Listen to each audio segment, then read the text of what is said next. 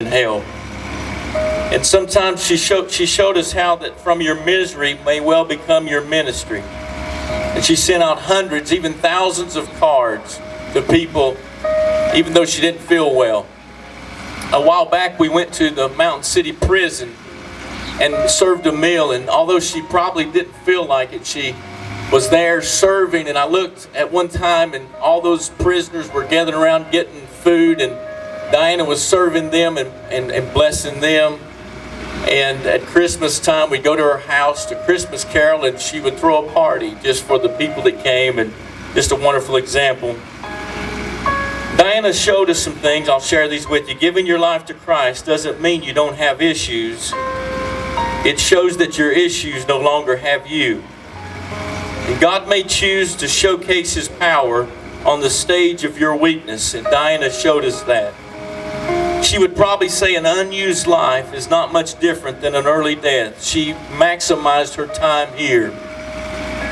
And she would probably say sometimes God lets us hit rock bottom so that we will discover that He is the rock at the bottom. Diana would say, God, here is my problem. She would say, problem, here is my God. She showed us that. And Diana would probably say it's better to be in a storm with Jesus than anywhere else without Him. She would probably say, don't confuse smooth sailing with a safe landing. God didn't promise us smooth sailing, but He promised to His children that we would have a safe landing. And our greatest fear should not be failure, but of succeeding in things in life that don't really matter. And Diana knew what really mattered. That was loving people and serving people. And in her weakness, God was made strong. Ray Charles says, live every day like it is your last, and one day you're going to be right. Helen Keller, in her adversity, she said, always keep your face to the sunshine, and you won't be able to see the shadow. And tonight, I'm glad to say that in the Word of God it says, whoever claims to live in Him must walk as He walked. And Diana would say biblical success is how much our lives resemble Christ.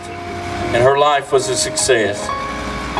Tonight, I'm honored to pay tribute to her, and I'm thankful that tonight she may not be walking along the track, but she's walking on streets of gold.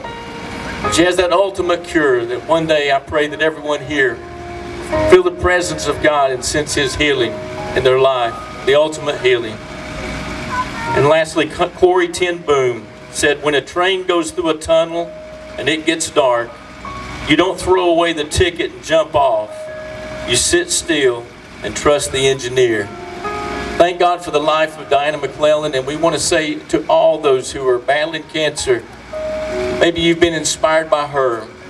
She would say, live your life to its fullest. And may God bless each one of you tonight. Thank God for her wonderful life.